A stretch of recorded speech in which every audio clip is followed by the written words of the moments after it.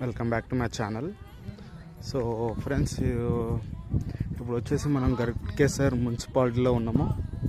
So Ghatkesar మున్సిపాలిటీలో మనకు HMDA venture ఇదంతా.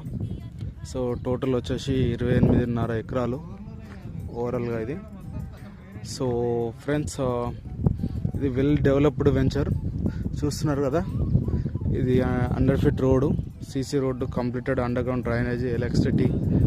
So underground electricity.